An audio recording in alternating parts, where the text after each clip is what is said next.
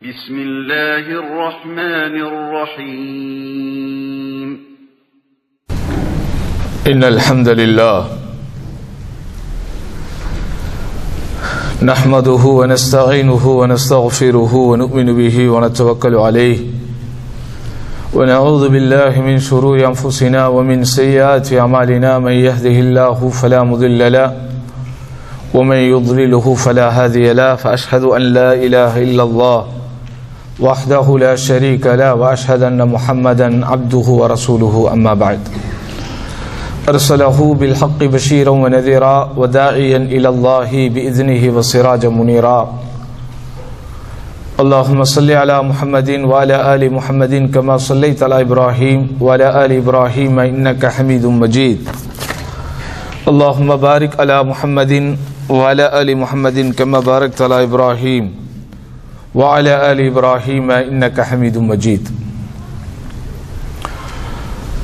فأعوذ بالله من الشيطان الرجيم بسم الله الرحمن الرحيم يا أيها الناس اتقوا ربكم الذي خلقكم من نفس واحدة وخلق منها زوجها وبث منهما رجالا كثيرا ونساء واتقوا الله الذي تساءلون به والأرحام إن الله كان عليكم رقيبا يا أيها الذين آمنوا اتقوا الله حق تقاته ولا تموتن إلا وأنتم مسلمون يا أيها الذين آمنوا اتقوا الله وقولوا قولا سديدا يصلح لكم أعمالكم ويغفر لكم ذنوبكم ومن يطع الله ورسوله فقد فاز فوزا عظيما فإن أصدق الحديث كتاب الله وخير الهدي هدي محمد صلى الله عليه وسلم وشر الأمور محدثاتها وكل محدثة بدعة وكل بدعة ضلالة وكل ضلالة في النار.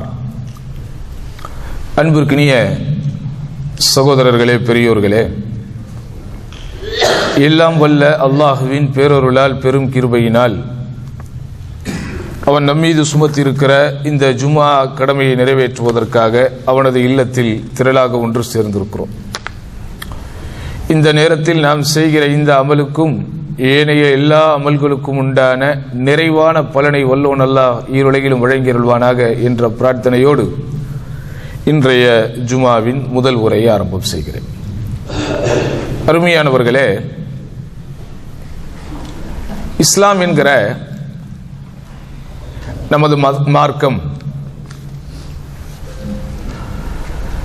இது போன்ற பிரசங்கங்களை, நினைவூட்டல்களை ஷரியத்தின் ஒரு அங்கமாக வைத்திருப்பதற்கு அடிப்படை காரணமே மக்களிடத்திலே இருக்க வேண்டிய நல்ல குணங்கள் கொஞ்சம் கொஞ்சமாக மலிந்து செல்கிற போது அல்லது மங்கி செல்கிற போது உறங்கி கிடக்கிற அவர்களது உள்ளங்களையும் இல்லங்களையும் நல்லொழுக்கங்களை கொண்டு தட்டி எழுப்புவதற்காகவே. ஆதலால் தான் என்னதான் நமக்கு குர்ஆன் ஒரு வேதமாக வழங்கப்பட்டிருந்தாலும் நபி ஸல்லல்லாஹு அலைஹி வஸல்லம் அவர்களது சுன்னாக்கள் பெட்டகங்களாக, புத்தகங்களாக நம்மிடையே காணப்பெற்றாலும் குறைந்தபட்சம் வாரம் ஒரு முறை இந்த வெள்ளிக்கிழமை மூலமாகவாவது இந்த மக்களுக்கு உபதேசம் செய்யும்படி மார்க்கம் நமக்கு வழிகாட்டி இருக்கிறது. அந்த அடிப்படையில் மக்களிடத்தில் கொஞ்சம் கொஞ்சமாக அல்லது பெருமளவில் குறைந்துவிட்ட நற்பண்புகளில் முக்கியமானது, இது நற்பண்பு என்று சொல்வதை காட்டிலும் மக்கள் நலப்பண்பு என்று சொல்ல வேண்டும். அது என்னவென்றால் இருவருக்கிடையில் சமாதானம் செய்து வைப்பது. சண்டை சச்சரவுகளில் இருக்கிற, கருத்து வேறுபாடு கொண்டிருக்கிற, கருத்து வேதங்களில் இருக்கிற அல்லது வேறு ஏதேனும் காரணங்களுக்காக பகைமை பாராட்டுகிற, விரோதம் குரோதம் பாராட்டுகிற, பிரிந்து கிடக்கிற இரண்டு உள்ளங்களை ஒன்று சேர்ப்பதற்கு முயல்வது என்பது மார்க்கம் நமக்கு அடிப்படையாக வலியுறுத்தி இருக்கிற காரணம். ஆனால் இன்றைக்கு அவைகளெல்லாம் வங்கி போய்விட்ட ஒரு காலத்தில் நாம் இருக்கிறோம். யாரை கேடு கட்டால் எனக்கு என்ன, எவன் சண்டை போட்டால் எனக்கு என்ன, யார் பிரிந்து போனால் எனக்கு என்ன, யார் தங்களுக்கு இடையில் குரோதங்களை மனமாச்சரியங்களை வளர்த்து கொண்டால் எனக்கு என்ன என்று வாழுகிற ஒரு சுயநல போக்கு இன்றைக்கு நம்மிடத்திலே அதிகரித்து விட்டது. இதை நாம் ஒவ்வொருவரும் சிந்திக்க வேண்டும். நாம் எல்லாம் சிறுபிள்ளைகளாக இருக்கும்போது கொஞ்சம் சிந்தித்து பாருங்கள். நாம் இஸ்லாமியர்கள் வசிக்கக்கூடிய தெருக்களிலே வசிப்பவர்களாக இருந்தால் அங்கே ஏதேனும் இரண்டு குடும்பங்களுக்கு மத்தியிலே சண்டை நடந்து விட்டால், ஏதாவது ஒரு காரணத்துக்காக உன் வீட்டு குப்பை என் வீட்டிலே வந்து விழுந்து விட்டது, அல்லது உன் பிள்ளை விளையாடும் போது என் வீட்டு கண்ணாடி ஜன்னலை உடைத்து விட்டான், இப்படி ஏதேனும் ஒரு காரணம், அல்லது உன்னுடைய வண்டி என்னிடத்திலே என்னுடைய பார்க்கிங்கிலே வந்து நின்று விட்டது, அல்லது உன் வீட்டு மரத்திலே இருக்கிற காய்ந்து போன சருகுகள் எல்லாம் எங்கள் வீட்டு காம்பவுண்டிற்குள் வந்து விழுகிறது, இப்படி ஏதாவது சின்ன சின்ன காரணங்கள் இருக்கும். அல்லது உங்கள் வீட்டு பையன் என் வீட்டு பெண்ணிடத்திலே சிலுமிஷம் செய்து விட்டார், இப்படி ஏதாவது ஒன்று. உடனே இரண்டு குடும்பங்கள் சண்டை போட ஆரம்பித்து வருவார்கள். கொஞ்சம் கொஞ்சமாக பேச்சுவார்த்தைகள் பெருகி பெருகி கடைசியில் கைகலப்பிலே வந்து நிற்கும். ரோட்டிலே நின்று சண்டை போடுவார்கள்.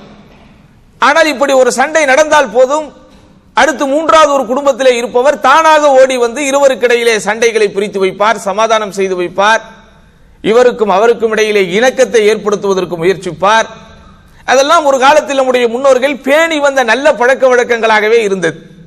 யாராக இருந்தாலும் சரி, இரண்டு சமுதாய தலைவர்கள் இருப்பார்கள், அவர்களுக்கிடையில் சண்டை வந்தால் கூட, கருத்து வேறுபாடுகள் வந்தால் கூட உடனே அவர்கள் இருவரையும் அழைத்து பேசி உட்கார வைத்து சமாதானம் செய்து சமூக மக்களுக்கு மத்தியிலே ஒற்றுமை இருக்க வேண்டும் என்பன போன்ற சிந்தனைகளோடு இருந்த மேலோர்கள் பல பேர் வாழ்ந்த ஒரு காலம் இருந்தது.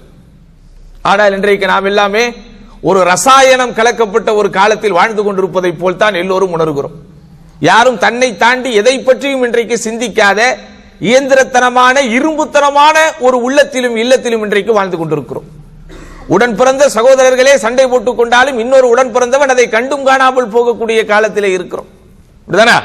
ரொம்ப நெருக்கமான சொந்தக்காரர்கள் தங்களுக்கு இடையிலே பேச்சுவார்த்தை இல்லாவிட்டாலும் அது இவர்களுக்கு ஒரு பாதிப்பையே ஏற்படுத்தாமல் இன்றைக்கு சென்று கொண்டிருக்கிற ஒரு இடத்திலே இருக்கிறோம். ஆனால் குர்ஆன் என்ன சொல்லுகிறது தெரியுமா? இந்த மக்கள் நல பண்பை பற்றி, இந்த பொதுநலம் சார்ந்த இந்த பண்பை பற்றி இரண்டு உள்ளங்கள் சண்டையிட்டு விடக்கூடாது, கண்ணாடி துகள்களை போல் உடைந்து நொறுங்கி விடக்கூடாது, இரு மனங்கள் என்றோ எப்போதும் இணைந்தே இருக்க வேண்டும் என்கிற இந்த நல்ல குணத்தை பற்றி இஸ்லாம் சொல்லுகிற போது எப்படி சொல்லுகிறது?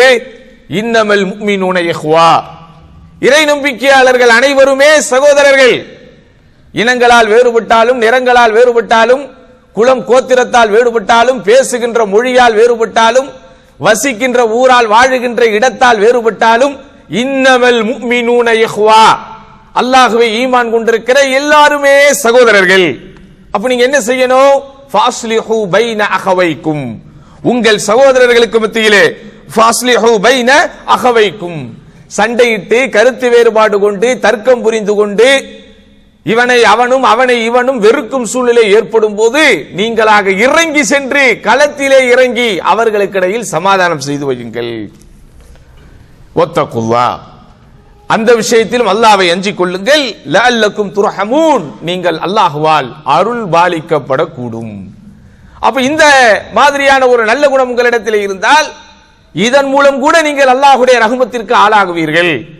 அல்லாஹ்வுடைய ரஹ்மத்தை அடைவதற்கு வெறுமனே உங்கள் தொழுகை மட்டும்தான் வழி என்று நீங்கள் நினைக்க கூடாது.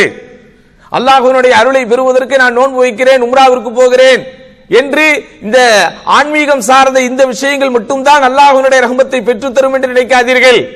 ரெண்டு பேர் சண்டை போடுறானா, ரெண்டு பேர் மனமாச்சரியங்களை மனதிலே வைத்துக் கொண்டு ஒருவரை ஒருவர் கடிந்து கொள்கிறானா, ஒருவர் மீது ஒருவன் வெறுப்பை காட்டுகிறானா, போய் அங்க ரெண்டு பேர் என்ன செய்ய, சமாதானம் பண்ணு, அவர்களுக்கு இடையில் நல்ல இணக்கத்தை ஏற்படுத்து. வயின் தாயிஃபத்தானி மினல் முஃமினீன இக்ததலு, இன்னும் அல்லாஹ் தெளிவாக மூமின்களில் இரண்டு சாரார் தங்களுக்கு இடையிலே சண்டையிட்டுக் கொண்டால் ஃபாஸ்லிஹு பைனஹுமா, அந்த சண்டையிட்டுக் கொள்ளுகிற இரண்டு சகோதரர்களுக்கு மத்தியிலும் சமாதானம் செய்யுங்கள்.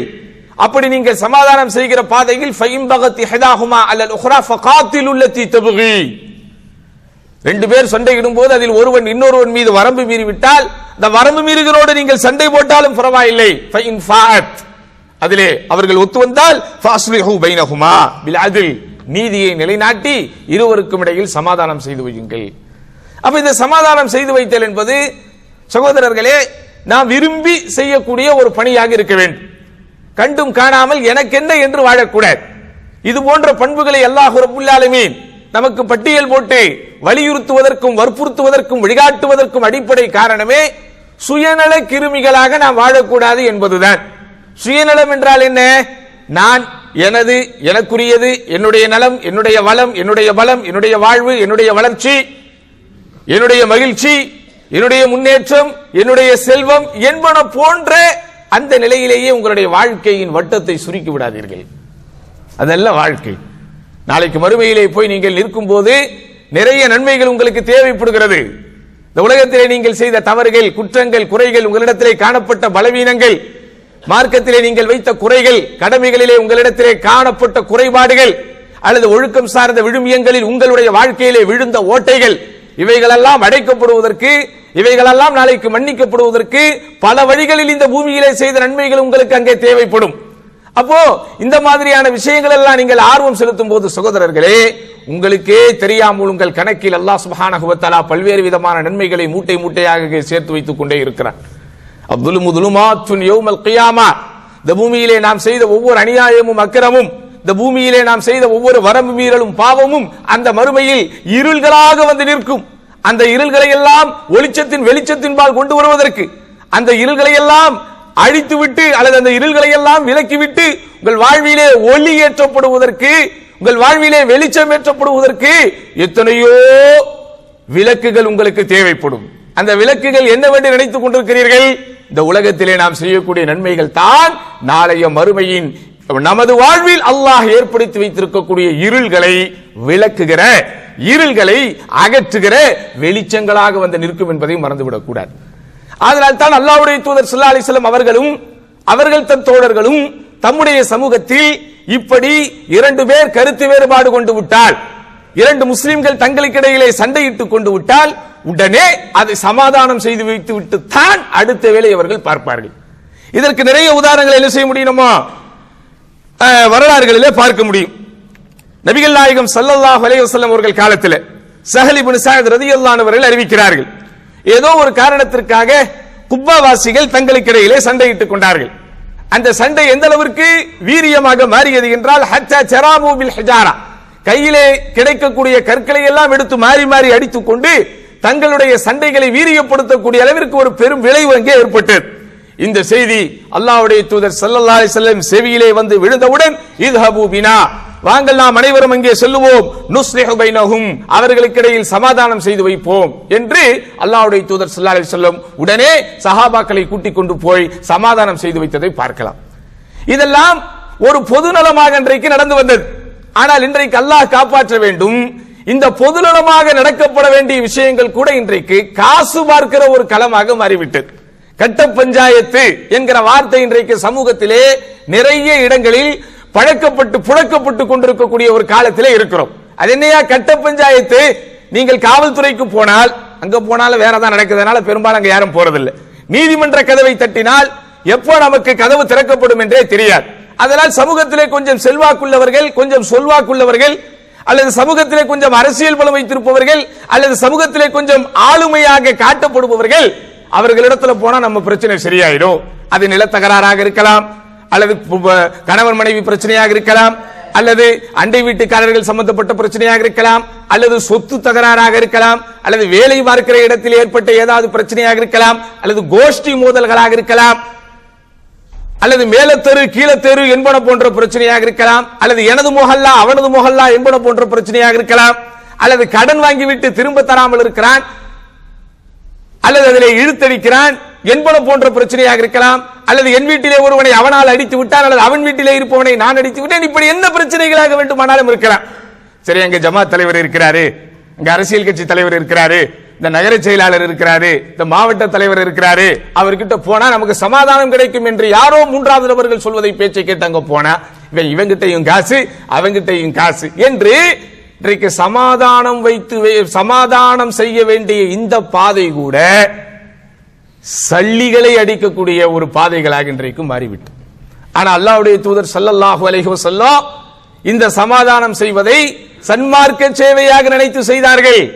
இரண்டு மனங்கள் தங்களுக்கிடையிலே சண்டையிட்டுக் கொள்ளக்கூடாது என்பதிலே பெரும் அக்கறை செலுத்தினார்கள். ஒரு நாள் அல்லாஹ்வுடைய தூதர் ஸல்லல்லாஹு அலைஹி வஸல்லம் மஸ்ஜித் நபவியை ஒட்டி இருக்கிற தம்முடைய அறைக்குள் ஓய்வெடுத்துக் கொண்டிருக்கும் போது திடீரென்று வெளியே கொஞ்சம் சத்தம் கேட்கிறது.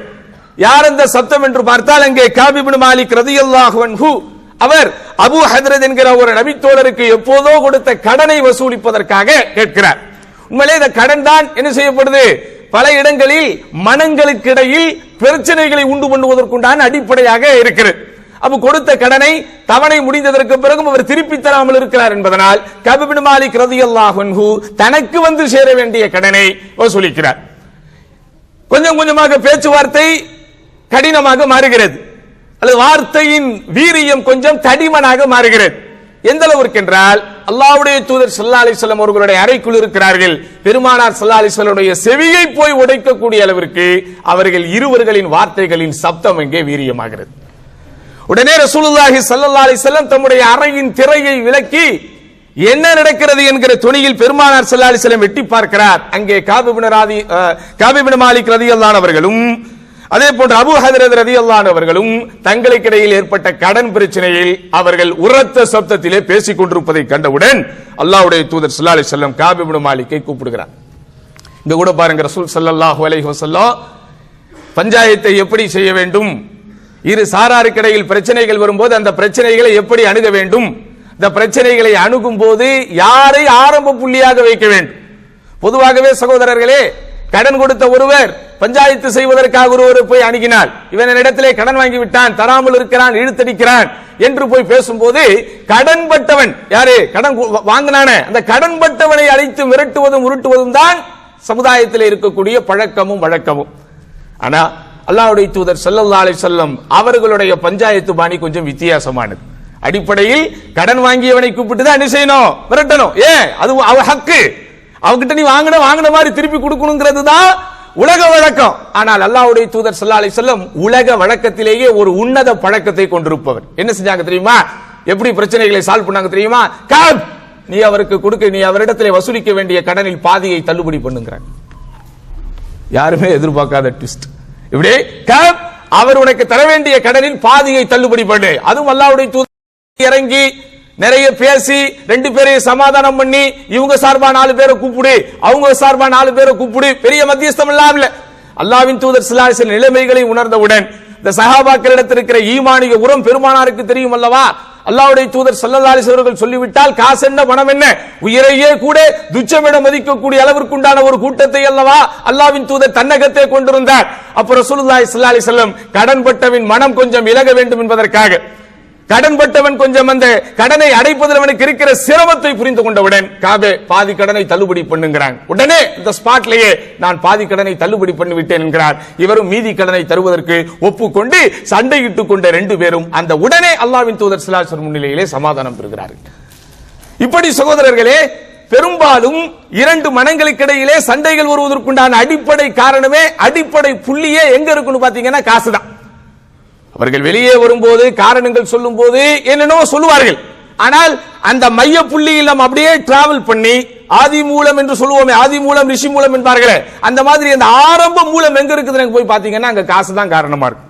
அப்ப அதனால் தான் இஸ்லாமிய மார்க்கம் காசு விஷயத்தில் ரொம்ப கண்டிப்பான சட்டங்களை போட்டிருக்கிறது. கடனே வாங்கினால் கூட எழுதி வைத்துக் கொள்ளுங்கள் என்று சொல்லுகிறது.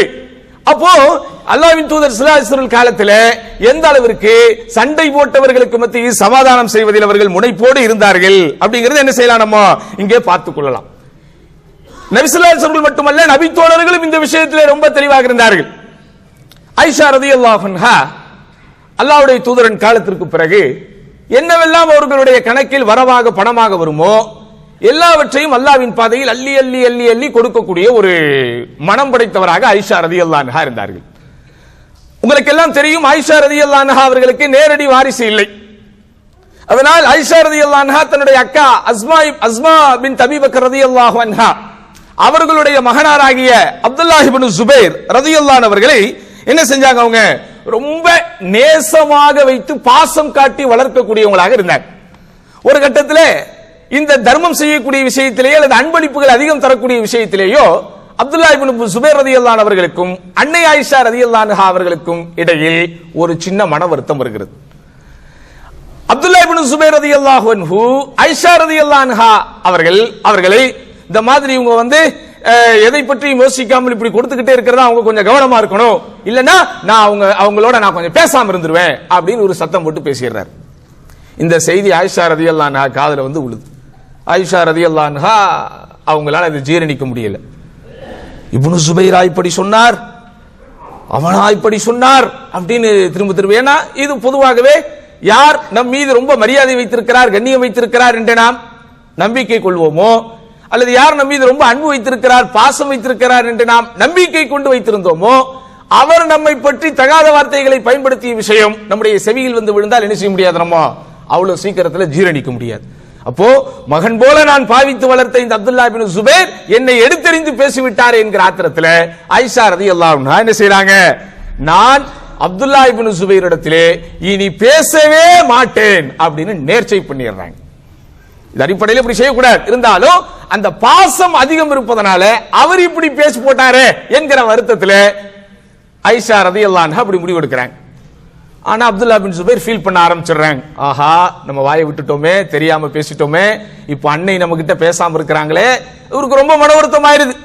யார் யாரிடத்திலேயோ சிபாரிசுக்கு செல்கிறார், யாரு போய் பேச வந்தாலும் ஆயிஷா ரலியல்லாஹு அன்ஹா ரொம்ப தெளிவா ஸ்ட்ரிக்ட்டா சொல்லிடுறாங்க, இல்லை இந்த விஷயத்தில் யாரிடத்திலே சிபாரிசுக்கு வந்தாலும் நான் ஏற்றுக்கொள்ளவே மாட்டேன் அப்படின்னு ரொம்ப பிடிவாதமா சொல்லிடுறாங்க. ஆனா இப்ப ரெண்டு பேரையும் சேர்த்து வைக்கணும், என்ன செய்யறது? உடனே மிஸ்வர் இப்னு மஹ்ரமா, அப்துர் ரஹ்மான் இப்னுல் அஸ்வத், இப்படி சில நபி தோழர்கள் கூடி ஒரு முடிவு எடுக்கிறாங்க. இங்க பாருங்க, ஆயிஷா ரலியல்லாஹு அன்ஹா ரொம்ப கண்டிப்பானவங்க, அவங்க ஒரு முடிவு எடுத்துட்டா அந்த முடிவுல இருந்து அவ்வளவு சீக்கிரம் பின்வாங்க மாட்டாங்க. நான் ஒரு ஐடியா சொல்றேன், அந்த ஐடியாவை கேட்டுட்டீங்கன்னா உங்க ஆயிஷா கிட்ட நீங்க பேசிடலாம். என்ன செய்யணும் அப்படின்னு ஒரு ஆர்வமா கேட்கிறார். நம்ம எல்லாரும் ஒன்னா போவோம், ஆனா நீங்க என்ன செய்யுங்க, எங்களுக்கு பின்னாடி இருந்துக்கங்க, நம்ம ஆயிஷா ரலியல்லாஹு அன்ஹா பாக்குறதுக்கு நாங்க பர்மிஷன் கேட்போம், அப்ப உள்ள வாங்கன்னு அவங்க சொல்லிட்டாங்கன்னா உடனே நம்ம எல்லாரும் உள்ள போயிடுவோம், நீங்க எங்களோட வந்துருங்க அப்படின்னு கூடி பேசி ஒரு முடிவெடுத்து நேராக அன்னை ஆயிஷா ரலியல்லாஹு அன்ஹா அவர்களை சந்திப்பதற்கு போகிறார்கள். போய் உம்முல் முஃமினீன், இறை நம்பிக்கையாளர்களின் அன்னை அவர்களே, உங்களை நாங்கள் சந்திப்பதற்காக வந்திருக்கிறோம், நாங்கள் உள்ளே வரலாமா அப்படின்னு வீட்டுக்கு வெளியில இருந்து பர்மிஷன் கேட்கிறாங்க. வேணான்னு சொல்லுவாங்களா? ஆயிஷா உள்ளே வாங்கங்கிறாங்க. உள்ள வாங்கன்னு சொன்ன உடனே இவர் அடிஷனலா இன்னொரு வார்த்தை போடுறார். எப்படி? இல்ல நாங்க நிறைய பேர் இருக்கிறோம், நாங்க எல்லாரும் வரலாமான்னு கேட்கிறார். ஆமா எல்லாரும் வாங்க. அப்ப எல்லாரும் வாங்கன்னா என்ன ஆயிடுதாங்க, கூட்டத்தில் இருக்கிற அந்த குழுவில் இருக்கிற அப்துல்லா பின் சுபைர் முதல்ல ஒருவர் டக்குன்னு அவர்கள் திரையை விலக்கி கொண்டு எல்லாரும் உள்ளே வாங்கன்ன உடனே அப்துல்லா பின் சுபைர் அவர்களும் உடன் அழைக்கப்பட்டு உள்ளே போனவுடன் அன்னை ஆயிஷா ரலியல்லாஹு அன்ஹா மகன் போல பாவித்த அப்துல்லா பின் சுபைரை நீண்ட நாட்கள் கழித்து அவருடைய முகத்தை பார்த்தவுடன் இவர் அழுக அவர் அழுக அந்த சண்டை அன்றைக்கு ஒரு முடிவுக்கு வந்துச்சு. உடனே இல்ல நான் நேர்ச்சை பண்ணிட்டேன், நான் எப்படி ஒருத்தர் பேசுறது? அப்போ மிஸ்வர் இப்னு மஹ்ரமா எடுத்து சொல்லுகிறார், உங்களுக்கு தெரியாததல்ல, எந்த முஸ்லிமும் இன்னொரு முஸ்லிம் இடத்திலே 3 தினங்களுக்கு மேல் பேசாமல் இருக்கக்கூடாது, நபி ஸல்லல்லாஹு அலைஹி வஸல்லம் கண்டித்திருக்கிறார்கள் என்பன போன்ற ஹதீஸ்களை எல்லாம் எடுத்து காட்டி ஆயிஷா ரலியல்லாஹு அன்ஹா அதை ஏற்றுக்கொண்டு, இருந்தாலும் அவர் அல்லாஹ்வை முன்னிலைப்படுத்தி நேர்ச்சை வைத்து விட்டாரே. உடனே என்ன செய்றாங்க, சுமார் 40 அடிமைகளை உரிமை விடுத்து விட்டு தன் அக்காவின் மகன் அப்துல்லா பின் சுபைர் ரலியல்லாஹு அன்ஹு அவர்களோடு திரும்ப பேச ஆரம்பித்து விடுகிறார். இப்படி சகோதரர்களே, வரலாற்றில் இனிமையான சம்பவங்கள் நிறைய உண்டு. மிக பெரும் சண்டைகள், மிக பெரும் சச்சரவுகள், சமுதாயத்தினுடைய பிளவுகள் எல்லாம் யாரோ ஒரு நல்ல உள்ளம் கொண்டவர்களால் மாஷா அல்லாஹ் பேசி தீர்க்கப்பட்டு சுமூகமான முடிவு காணப்பட்டு எத்தனையோ ஒற்றுமைகள் இந்த சமூகத்திலே ஏற்பட்டிருக்கின்றன. ஆனால் இன்றைக்கு என்ன நடக்கிறது, சமுதாயத்தில் அக்கறை கொண்டிருக்கிறோம் என்கிற பெயரிலே சில புல்லுருவிகள் இருந்து கொண்டு எப்பண்டா இந்த 2 தலைவர்களுக்கு மத்தியிலே சண்டை வராது, எப்பண்டா இந்த 2 ஆளுமைகளுக்கு இடையிலே ஒரு பிரச்சனை வராது, எப்பண்டா இவர்களுக்கு இடையிலே ஒரு கருத்து வேறுபாடு வராது என்று ஈரை பேனாக்கி பேனை பெருச்சாலியாக்கி 3 தினங்களுக்குள் சேர்ந்து விட வேண்டிய பிரச்சனைகளை சகோதரர்களே 30 ஆண்டுகள் ஆனாலும் அவரை இவரையும் சந்திக்க விடாமல் மிக தெளிவாக பார்த்துக் கொள்கிறார்கள். எல்லா இடத்திலையும் பார்க்கிறோம். இந்த பிரச்சனை சமுதாயத்தினுடைய தலைவர்கள் என்று அறியப்படுபவர்களிடத்திலே மட்டுமல்ல, குடும்பத்திலும் இந்த பிரச்சனைகளை பார்க்கலாம். செல்வாக்கு கொண்ட ஊரிலே பெரிய குடும்பம் என்று அறியப்பட்ட அல்லது செல்வந்தர்களாக இருக்கக்கூடிய குடும்பங்கள் என்று அறியப்பட்ட இடங்களிலே பார்க்கலாம். இரத்த பந்தங்களை சேல விடாமல் சில புல்லுருவிகள் பார்த்துக் கொள்வார்கள். அவனுடைய பொருளாதாரம் அவனிடத்திலே போய்விடக்கூடாது, தான் மட்டும்தான் இங்கு இருக்கிற எல்லாவற்றையும் அனுபவிக்க வேண்டும் என்கிற அற்ப ஆசையில் சகோதரர்களுக்கு மத்தியிலே அல்லது குடும்பத்திலே இருக்கக்கூடிய அங்கத்தினர்களுக்கு மத்தியிலே ஒரு ஒற்றுமையும் இணக்கமும் வராமல் மிக தெளிவாக பார்த்துக் கொள்ளக்கூடிய அந்த விஷம் போன்ற பழக்க வழக்கத்திலிருந்து நிச்சயமாக நாம் வெளியே வந்துவிட வேண்டும். குர்ஆன் எந்த அளவிற்கு இருவருக்கிடையில் சமாதானம் செய்து வைப்பதை வலியுறுத்துகிறது, வற்புறுத்துகிறது என்றால், சகோதரர்களே, உங்களுக்கு தெரியும், ரகசியம் பேசுவதை இஸ்லாமிய மார்க்கம் ஆர்வம் ஊட்டாது. ஆனாலும் அந்த ரகசியம் பேசுதல் என்கிற செய்தியை குறித்து குர்ஆனில் வசனம் ஒன்று வரும்போது, லா கைர ஃபீ கஸீரின் மின் நஜ்வாஹும், அவர்களுடைய ரகசியம் பேசக்கூடிய விஷயத்தில் நிறைய நன்மைகள் எதுவும் இல்லை, இல்லா மன் அமர பி ஸதகா அவ் மஅரூஃப், தர்மத்தை செய்ய ஏவியோ அல்லது நன்மையை செய்ய ஏவியோ அவர்களுக்கிடையில் ரகசியம் பேசிக் கொண்டாலே தவிர என்று வசனம் வரும்போது அதன் அடுத்த பகுதி இப்படி வருகிறது, அவ் இஸ்லாஹிம் பைனன் நாஸ், அல்லது மனிதர்களுக்கு இடையில் சமாதானம் செய்து வைக்க அவர்கள் தங்களுக்கு இடையில் ரகசியம் பேசிக் கொண்டால் அது குற்றமில்லை என்கிறது. ஆனால் பல இடங்களில் ஊரை ரெண்டுபடுத்த கள்ள மசூராக்கள் இன்றைக்கு நிறைய நடப்பதை பார்க்கலாம். ஆனால் உண்மையிலே இஸ்லாம் சமுதாயத்தை ஒன்றுபடுத்த நல்ல மசூராக்களை செய்யுங்கள் என்றுதான் வழிகாட்டுகிறது என்பதை என்ன செய்யணுமோ புரிந்து கொள்ள வேண்டும். ஆக இரண்டார்ந்த சகோதரர்களே, பெரியோர்களே, நம்முடைய குடும்பத்திலேயோ அல்லது நம்முடைய தெருவிலேயோ அல்லது நம்முடைய முஹல்லாவிலேயோ அல்லது நாம் வசிக்கக்கூடிய இடத்திலேயோ அல்லது நாம் வேலை செய்யக்கூடிய இடத்திலேயோ அல்லது நாம் சார்ந்திருக்கிற சமுதாயத்திலேயோ எங்கே இருவருக்கிடையில் பிளவுகள் வருகிறது, பிரச்சனைகள் வருகிறது என்பதை நாம் அறிந்தாலும் உடனே அங்கே இறங்கி சென்று இருவருக்கிடையில் இருக்கக்கூடிய நல்ல விஷயத்தை ஒருவருக்கிடையில் ஒருவரிடத்திலே பேசி சமாதானம் செய்து வைக்கிற பாதையில பொய் கூட பேசலாம் என்று மார்க்கம் சொல்லி இருக்கிறது. அப்ப அந்த மாதிரி என்ன செய்யணுமோ அந்த சமாதானம் செய்து வைக்கக்கூடிய விஷயத்தில் ரொம்ப கவனமாகவும் ரொம்ப ஆர்வமாகவும் செயல்பட வேண்டும். இது நமக்கு இம்மையிலும் மறுமையிலும் மிகப்பெரிய பலன்களை தரக்கூடிய நன்மையான காரியம் என்பதை உள்வாங்கி எப்போதும் சமாதானத்தை விரும்பக்கூடிய சன்மார்க்க சீலர்களாக நாம் அனைவரும் வாழக்கூடிய நல்ல பாக்கியத்தை வல்ல ரஹ்மான் அனைவருக்கும் தந்தருள்வானாக. யா அல்லாஹ், இதை நாங்கள் சொல்கிறோமோ இதை நாங்கள் கேட்கிறோமோ அதன்படி வாழ்கிற பாக்கியத்தை எங்கள் அனைவருக்கும் தருவாயாக என்று வேண்டி இந்த ஜும்மாவினுடைய முதல் உரையை நிறைவு செய்கிறேன். அகூலு கௌலி ஹாதா வஸ்தக்ஃபிருல்லாஹ லி வ லக்கும் வஸ்தக்ஃபிஹி அன்னி வ அன்கும் வஸ்தக்ஃபிரூஹு இன்னஹு ஹுவல் கஃபூருர் ரஹீம்.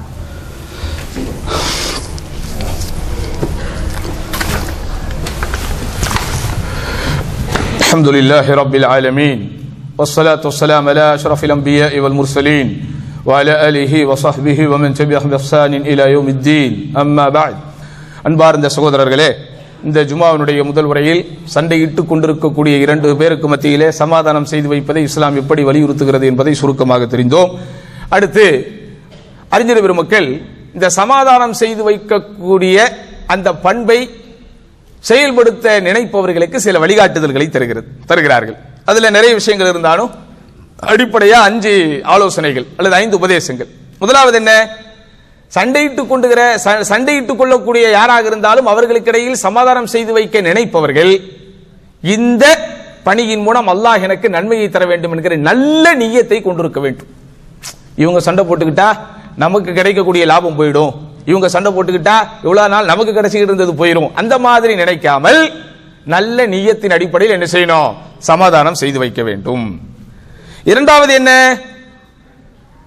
இருவருக்கு மத்தியில் நீதியை நிலைநாட்ட வேண்டும்.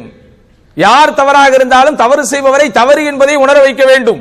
இல்லை இவன் சமூகத்திலே பெரிய ஆளாக இருக்கிறான் அல்லது இவனுடைய தவறை போய் நான் எப்படி சொல்வது என்பன போன்று என்ன செய்யக்கூடாது, நம்ம யோசிக்க கூடாது. 2 பேருக்கு மத்தியில் பேச ஆரம்பிச்சிட்டோமா என்ன செய்யணுமோ யார் மீது தவறு இருக்கிறது என்பதை நம்ம சுட்டி காட்ட வேண்டிய, குத்தி காட்டக்கூடாது, சுட்டி காட்ட வேண்டிய அதே வேளையிலே நம்ம அவர்களுக்கு இடையில் என்ன செய்யணும்? நீதியாக சமாதானம் செய்து வைக்க வேண்டும். மூன்றாவது என்ன?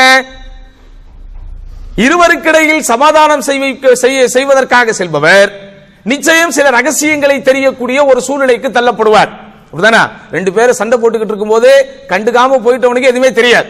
ஆனா களத்துல இறங்கி 2 பேரையும் சேர்த்து வைக்கலான்னு போனா இதனால் வரைக்கும் அவரை பற்றியும் இவரை பற்றியும் தெரியாத நிறைய ரகசியங்கள் இன்றைக்கு சொல்லப்படும். நான் இதுக்காக சண்டை போடலைங்க இவங்கிட்ட, உங்களுக்கு தெரியாது, போன வருஷம் இவன் என்ன பண்ணா தெரியுமா, 2 வருஷத்துக்கு முன்னாடி இவன் என்ன பண்ணா தெரியுமா அப்படின்னு அவனுடைய எல்லா ஹிஸ்டரியும் எடுப்பார்கள். அப்படிப்பட்ட ஹிஸ்டரிகள் உங்களுக்கு சொல்லப்பட்டாலும் நீங்க என்ன செய்யணும்? அது அந்த காதுல வாங்கி அந்த காதுல அப்படியே விட்டுரும். சமாதானம் செஞ்சு வச்சதுக்கு அப்புறம் உங்களுக்கு தெரிந்து கொண்ட ஹிஸ்டரியை வச்சு நீங்க ஒரு ஜியோகிராஃபி போடக்கூடாது. நீங்க என்ன செய்யணும்? அந்த ஹிஸ்டரியை அப்படியே விட்டு அதை வேறு யாரிடத்தில் என்ன செய்யக்கூடாது? அந்த ரகசியங்களை அம்பலப்படுத்த கூடாது. அடுத்து என்ன?